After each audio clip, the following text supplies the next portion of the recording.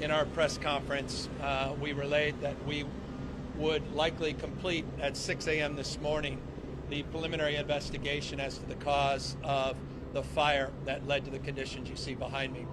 The fire marshal, who will speak in a moment after the mayor and a number of other speakers, they finished that investigation up about 12 hours early, and they made a determination, a preliminary determination, there was malice intent, that this fire occurred within the fence line of the facility you see behind me, that it was arson, and that it was done and set intentionally. That determination of who is responsible is an investigation that is ongoing, and that's an investigation that can be aided by the people of the region, not just those that may have been witnesses nearby, though those that are witnesses potentially nearby have already been contacted. We have some preliminary tips as it relates to the prospects of determining precisely whom this individual or individuals may be.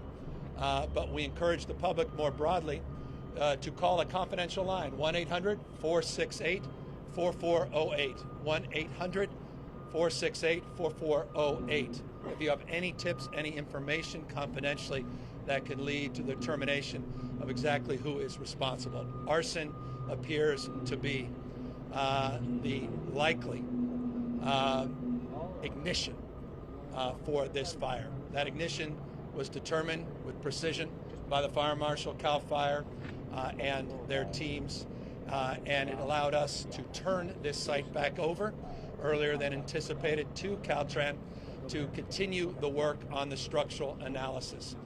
Number two, the structural analysis is ongoing. The core samples we referenced yesterday, the original core samples, have determined on the basis of the preliminary sampling that the structural integrity of the deck appears to be much stronger than originally assessed. That does not mean that we are moving forward without consideration of a demo. Quite the contrary.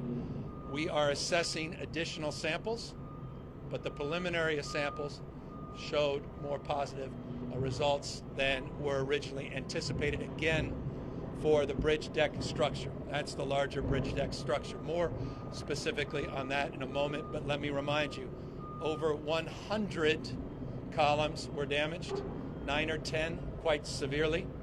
You're seeing bracing already being conducted as we speak, and we'll continue the bracing work as we conduct subsequent sample testing. That subsequent sample testing should be back first thing tomorrow morning, and will allow us to make a subsequent announcement of whether or not we're tearing this down and replacing it, or we're continuing the retrofit and repairs and the bracing. It goes without saying that the bracing work would allow us to open up this structure much sooner than a complete demo and repair. Invariably and inevitably, you're going to ask, well, how quickly can that work be done? We're assessing both and. We are working in parallel. We've identified contractors. Those contractors, many of them are actually working on site as we speak, and contracts. We're looking at incentives that were part of the protocols of the Northridge quake as it relates to how we structure those contracts, and we are in a parallel path looking at both repair and looking at the prospects of replace. Once those samples come back, again, by first thing tomorrow morning, we will make that determination, but we don't want to lose an hour in moving forward with whatever outcome is the most appropriate. And remember, that outcome will be determined on one basis, on one principle. That's safety, not just speed. Safety, not just speed. The worst thing we can do is make bad short-term decisions that will profound and consequential life safety decisions in the medium and long term. So the good news is preliminary samples looked more positive than we anticipated. Moving forward with the structural integrity underneath, and we'll continue to look at the prospects of a complete demo and replacement until we determine on the basis of the last samples that will be coming in that may not be necessary. As it relates to yesterday's press conference, we made it clear that we would provide more information about the lessee, Apex Development, Inc. is the owner, or rather the corpus of the lessee. It's the entity that holds the lease to the property you see behind me. As I mentioned yesterday, we assigned an unlawful detainer in September of just a few months ago, and we are heading to court in January. The court date may be pushed to early February, but January, February is the court date. This guy and this organization, whoever the members of that particular corporation have been bad actors. We've been in a litigious posture for some time. They stopped paying their rent. They're out of compliance. And as was stated yesterday, and we can stay with more clarity and conviction today, they have been subleasing this site to at least 5, maybe as many as 6 tenants without authorization from Caltrans, without authorization from our federal partners. And I'll remind you that authorization legally is required from both the state and federal partners. There is a review committee that includes the state fire marshal. Questions that were asked yesterday as it relates to the oversight of what is stored and what is allowable to be stored. That goes through a review process and determination, and the federal partners ultimately sign off. We had our federal partners on site earlier this morning. Administrator Batt was here from the Federal Highway Administration. We thank them for moving quickly. We're doing the preliminary assessment. It has to reach a threshold of about $25 million before we can draw down federal support and federal aid. While that's important, it's not necessary for the preliminary work on the basis of the state of emergency that we advance and on the basis of the director of Caltrans' ability to order through an emergency fund and draw down money that allows for the work you're seeing on site 24/7, 7 days a week, rain or shine, atmospheric river or sprinkles, doesn't matter. We'll continue to move as quickly as it can, safety first and timeliness second, with all the creativity that is required of this moment and the recognition of best practices that we have experienced across this country, and of course with our own experience on contracting and own experience in incentivizing the speed and security and safety that is required on the basis of what happened here in Northridge. Our teams, legal teams, have been working overtime, including assessing what other leases Apex Development, Inc. may be holding. A preliminary analysis determined they have 4 additional leases in and around the area, 5 total. We're assessing whether or not they're in compliance of those leases.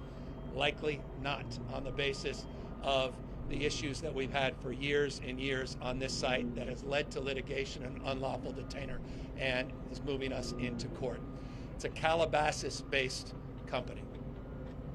Beyond that, I don't want to get into any more details as it relates to the lawsuits and the litigation, but as I assured you yesterday, as more information is appropriately brought to my attention, I'll appropriately share it with you in real time. We are also, and I'll extend this, and I'll ask the mayor to speak next, we're also extending a deep dive analysis, not just of leases that may be held by Apex Development, Inc., but all of our Caltrans leases, making sure the inspection protocols are being met, making sure those annual inspections are actually being advanced, making sure we have adequate number of inspectors, making sure that all of us are being held to a higher level of accountability. Again, all of us includes not just Caltrans, but our federal partners that also have oversight and ultimate jurisdiction. There's an actual manual as it relates to what's appropriate and inappropriate to store on these facilities. What was legally afforded this lessee, and recall, they have an unlawful attainder for a reason, was the storage, open storage, broadly defined, of non-flammable materials, non-explosive materials, and vehicles, operating vehicles. We saw those vehicles, and we certainly saw a lot of pallets and a lot of open storage. But again, there were multiple subleases, and they were out of compliance. They did not get permission from the state. Again, part of the unlawful detainer and the reason we are going to court in January and February. But across the board, we're looking at all of these other airspace leases, and you can imagine they're plentiful. You asked yesterday, where does the money go? It goes to public transit. All the money that comes in goes to public transit accounts, goes back into the communities being served. So it's an important source of revenue for those that want to disband the practice fully. That also has to be considered, but obviously the magnitude of this crisis suggests a sober review and reflective review of the lease terms, our relationship to the federal highway and the current manual that is a national framework of best practices in this space. This is not unique to California. This exists across this country and, of course, around the rest of the globe.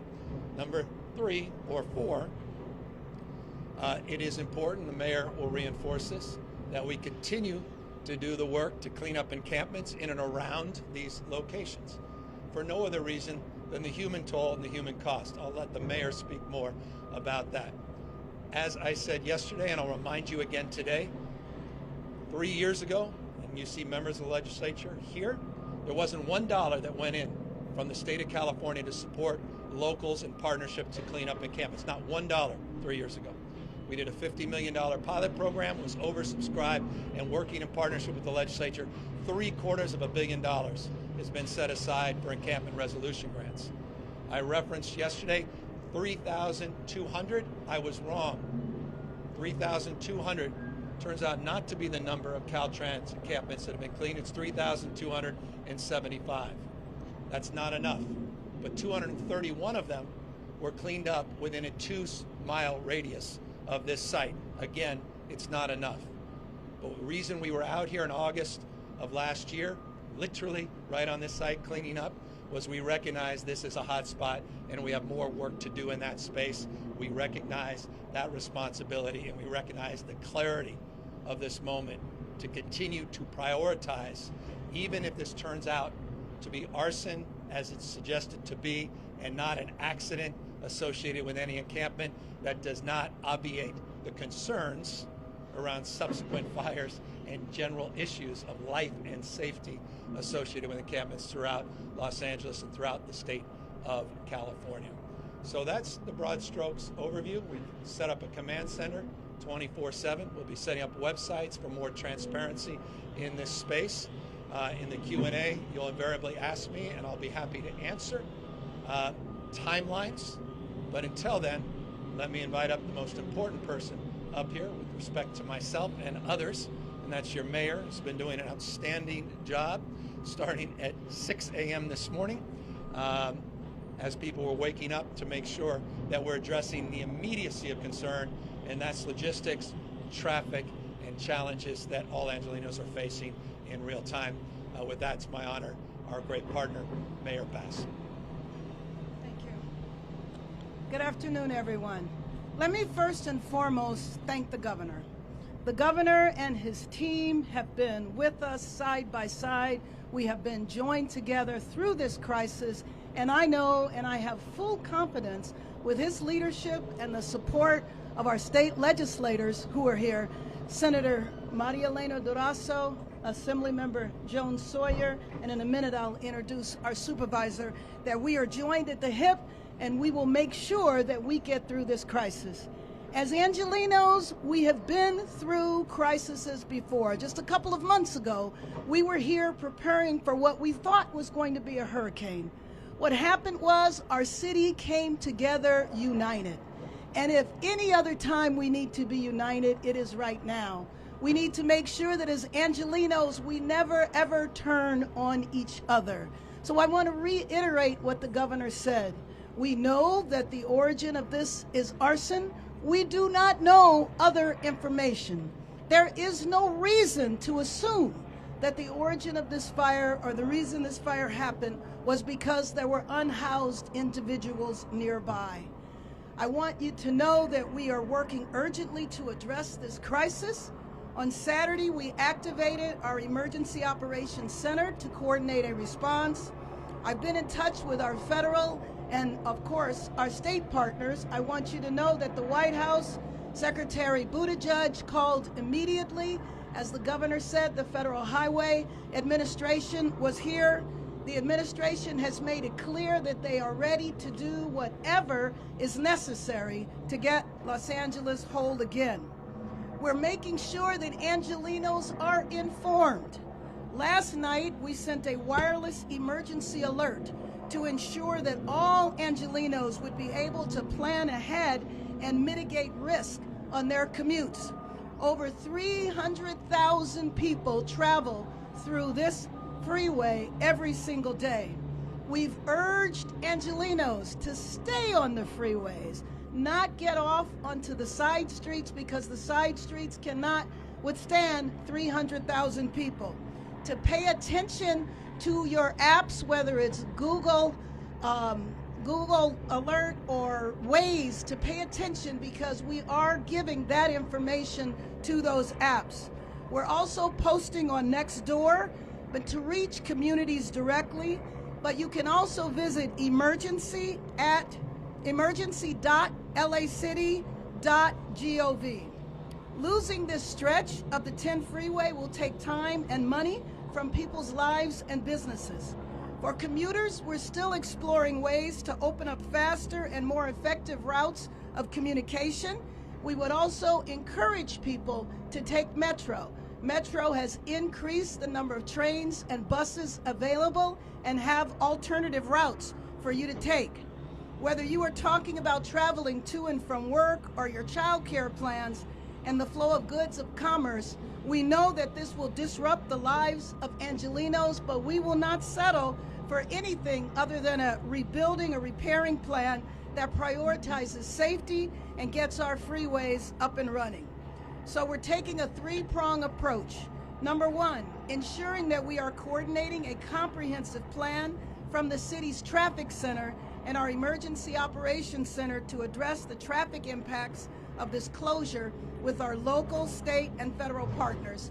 Number two, we're getting the 10 freeway up and running as fast as possible and bringing accountability to that effort. And finally, providing updated and detailed information to ensure that our communities and commuters are well informed every step of the way. I assure you that we will not stop until the job is done. To Angelenos, the most important thing you can do is stay informed about the commutes. Unless you have to enter downtown, stay on the freeways. If it is possible, telecommute. We all learned during the pandemic we don't have to be in the workplace every day. If you have to go into surface streets, make sure you visit, again, emergency.lacity.gov to be aware of the surface street routes that we have established to move traffic in the best way. Again, Angelenos, in this time of crisis, in this time of emergency, we need to pull together. Being stuck in traffic is something that makes Angelenos angry. We will do everything we can and work 24 hours a day until we settle this. But this is a time to turn toward each other, not against each other. Whether you are housed or whether you are unhoused, we can do this. We have been here before, and I know that we will be able to get past this, and we will get past this united. Let me now bring up the supervisor from this area, Supervisor Hilda Solis. Thank you, Mayor Bass, and thank you to our governor and to the elected officials, and especially to our public safety and firefighters that were really the ones that we need to consider because they put their lives out there every single day, and this was no different. I happen to represent this area, but I am working in partnership, arm in arm, hand in hand, mano a mano, with the governor, with the city, with our mayor, and also with our elected officials here. I want to say that earlier today, I also had a tour of this predicament and found that it was very disturbing to see the magnitude and the destruction that is now facing the residents of LA County. And I'm not just talking about the city, but I'm talking about the region, because in totality, we're talking about a major artery that you have different freeways conversing here. You have people traveling as far as other counties, San Bernardino, Riverside, and people coming in from Lancaster. Many were not aware of what was taking place over the weekend. So I know that staff did everything they could in their power to help to mitigate and to try to control the congestion. I would ask that we continue to tell our residents to have patience, paciencia. We need to have patience because people want to get places very quickly, but we have to be very mindful of what is happening here. A big transformative project that will be undertaken in the most, I think, important and with safety as a #1 priority, as our governor said. It isn't just about building something that's going to run. It's going to be building something that's going to last, that's going to provide protection, and to make those corrections in the state, the legislature, the county, and the city to see that we don't see these kinds of circumstances occurring. We are also a tenant of Caltrans. The county is. We also lease properties under freeways and areas. We want to do the right thing and make sure that places are safe and that we are attentive to that. This coming week, we'll be putting forward a motion at the Board of Supervisors to ask for all of the tools necessary so that we are also focusing hand in hand with the city and the state and legislature to see what more we can do. Briefly, I just want to say a few words, if I might, in Spanish for those that may be interested, because the area, if you think about it, is heavily populated by Spanish speakers. You have people coming in and out of this area 24 hours, 7 days a week, and it hasn't stopped. Not necessarily, because people need to get to work, and many still need to understand the consequences of that. So primero quiero dar las gracias y agradecer al gobernador Gavin Newsom y la alcaldesa Bass para su liderazgo que han dado en este incidente. Abrir el autopista 10 es nuestra prioridad. Me anima que el presidente Biden ha enviado a Shalon Bat, administrador de la Administración Federal de Carreteras, a Los Ángeles hoy para transmitir el apoyo del gobierno federal para reabrir la autopista lo más rápido posible. Cuando supe de la situación, solicité a LASA y la Iniciativa para Personas Sin Hogar para que nuestros equipos de extensión financiados por el condado interactúen con las personas sin hogar para llevarlos a un lugar más seguro. También hice el Departamento de Salud Pública del condado investigar la calidad del aire en estas comunidades afectadas para garantizar que la salud de los residentes no se vea comprometido tanto por el incendio y la condición del tráfico. Yo visité este lugar hoy día en la mañana. El condado está coordinando activamente con Caltrans, la Patrulla de Caminos de California, el Departamento de Transporte y la Ciudad de Los Ángeles para mitigar los impactos en las carreteras no incorporados, por ejemplo, en el este de Los Ángeles. Tenemos que trabajar juntos para ayudar a la ciudad de Los Ángeles y del estado de California con las reparaciones necesarias a la carretera. Nuestras empresas y trabajadores locales dependen de nuestra ruta de viaje que tienen un volumen de hasta 300,000 conductores al diario. El condado sigue listo para ayudar y ofrecer nuestros recursos para apoyar a los afectados en este área. Nos animamos a todos y explorar alternativas como viajar en trenes y autobuses de Metro, Metrolink y Foothill Transit, ayudando a aliviar el tráfico por viajar en transporte público. Now it's my pleasure to introduce State Fire Marshal Daniel Berlant. Thank you. Thank you very much, Supervisor. Again, Chief Daniel Berlant, California's State Fire Marshal. I want to reiterate what Governor Newsom said. Our investigators, after being assigned here for just about 48 hours, have been able to confidently determine that the fire was caused by arson. Now, I have no doubt that you all want additional details on how we got there, but I have to stress, while we have determined what started the fire, we are still working to determine who multiple people may have started the fire. And so our work is not done. In fact, investigators today, while we were able to conclude our work of sifting through the rubble in search of valuable evidence, our investigators have been paired up with the Los Angeles Fire Department. Thank you to Chief Crowley, with the Los Angeles Police Department, canvassing the area, talking to potential witnesses, talking to local business owners that are open today, trying to get access to footage, working to try to get additional information that will corroborate what we already believe to be, again, malicious and willful intent of starting a fire. That is what separates arson from any other type of accidental or negligent start of a wildfire. But it's really important, and again, I have no doubt that there will be questions on that. We have to keep the integrity of this investigation strong, and so our ability to give additional details right now beyond the cause, we have to wait.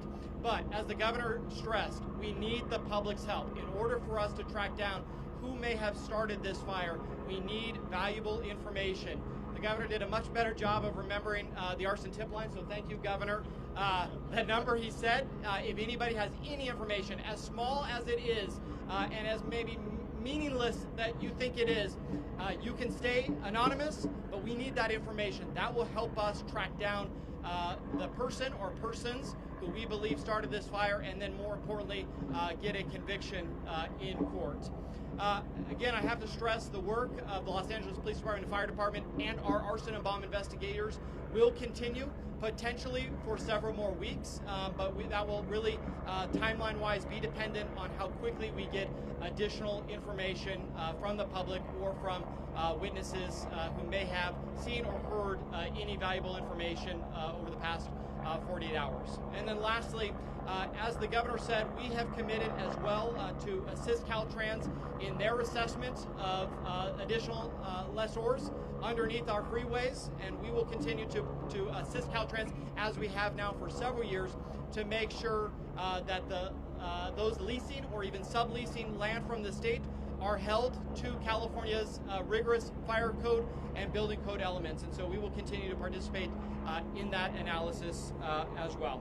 I'll now turn it over to our Secretary of Transportation to conclude. Good afternoon, everybody, and I want to start off by thanking the State Fire Marshal.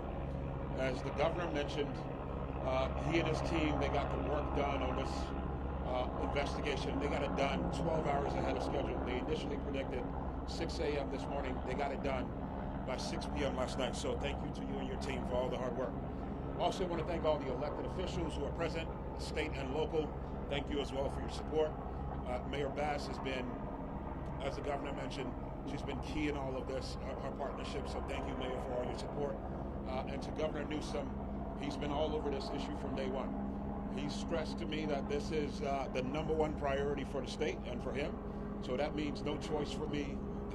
#1 priority undoubtedly for me and the entire team that works for the transportation agency.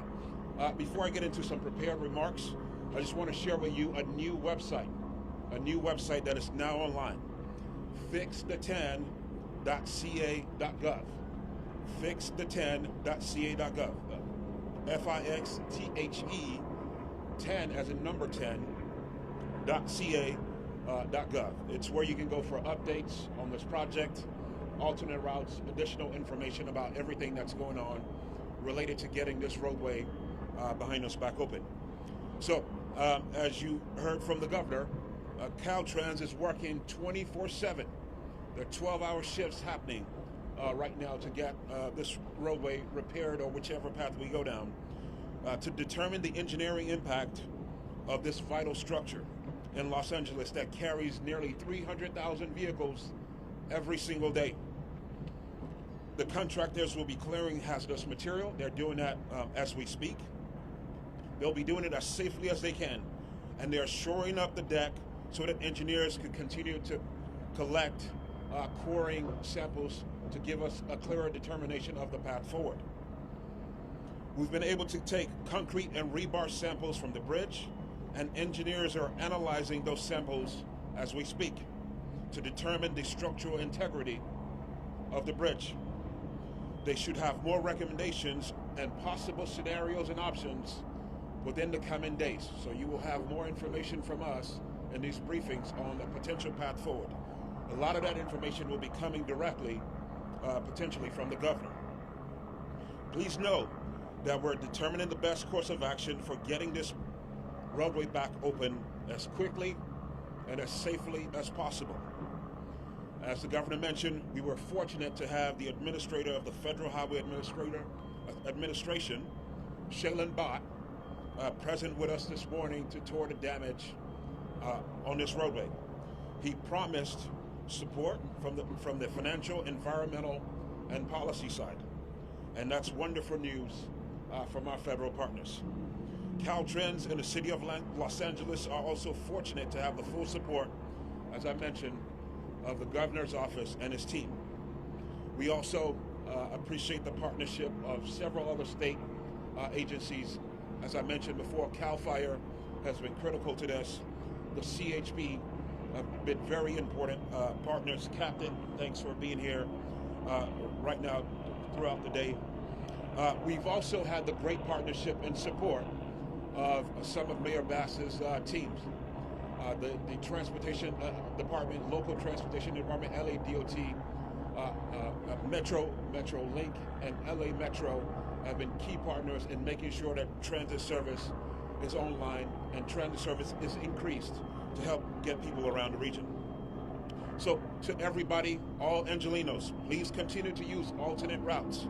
Take public transit, plan extra time for your trip, and telework if possible until we can again get this roadway back safely open.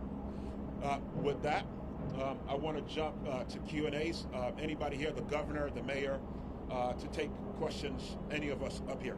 Questions?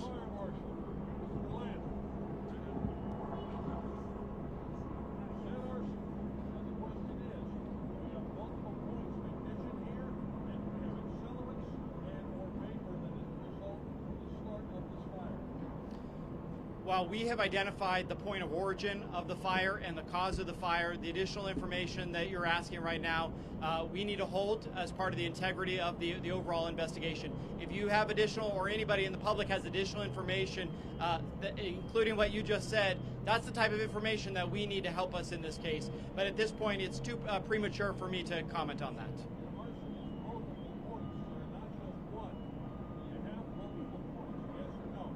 At this point, it is still under investigation.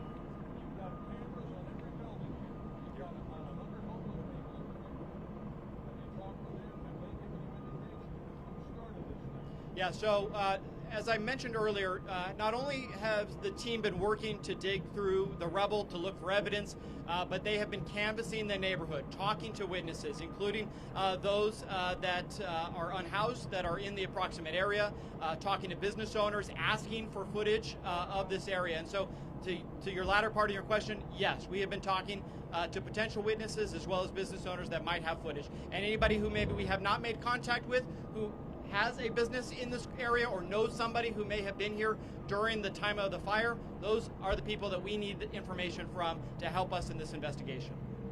Thank you. Let me just clarify, in terms of the unhoused individuals, there were 16, and they have all been housed now, including one woman who is expecting a child in a few weeks.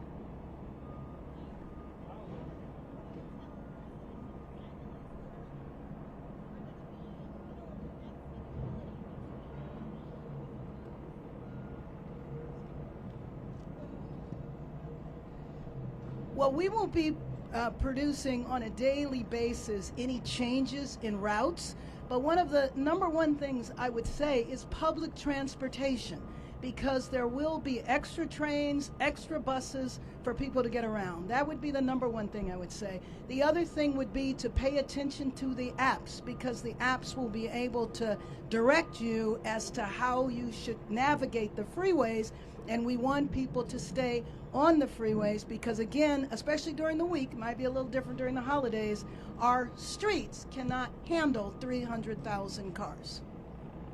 And here's what I would tell them. We're working our tails off to get this reopened. We're going to know a lot more tomorrow morning.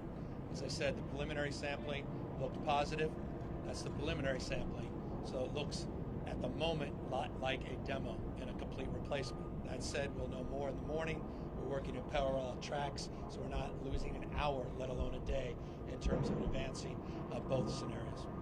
Governor, you said that it had development has already. Can't hear you. You said that it had development has 5 pieces. Correct. How many pieces are there throughout the state? We're assessing that entire number. There are thousands and thousands of them, and they're held private sector as well as public sector. So across the spectrum, we're having that information crunched, and we'll provide that right when we get it. I'm sorry, I've got 4 kids, and they're a little bit quieter than the 4 helicopters.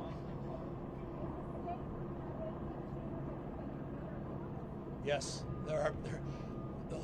once that information is brought to light, we will be providing all that information.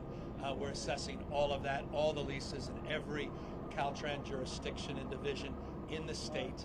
We have teams of people crunching that data and provide that information when it's made, when we receive it.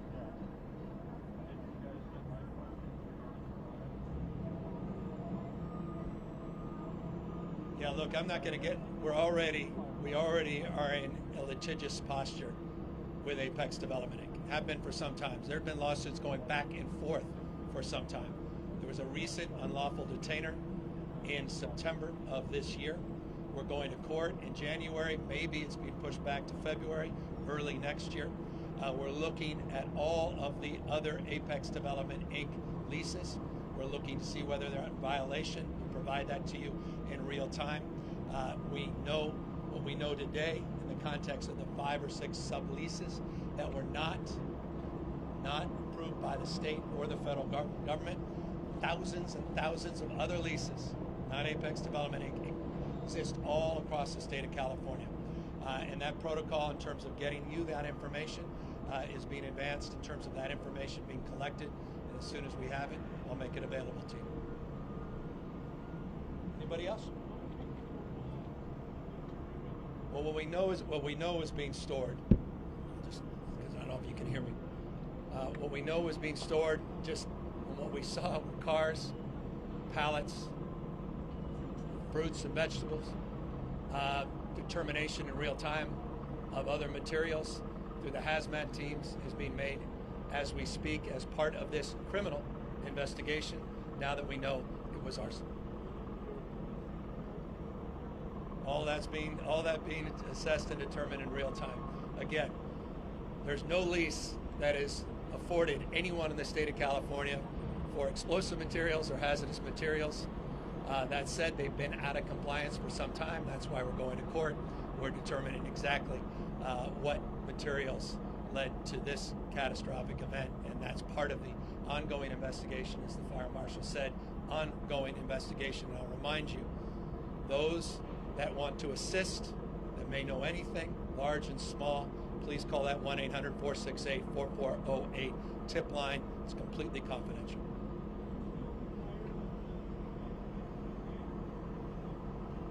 I'm not aware of any other fires that occurred in this particular area on that day. Thank you all. Thank you, everybody.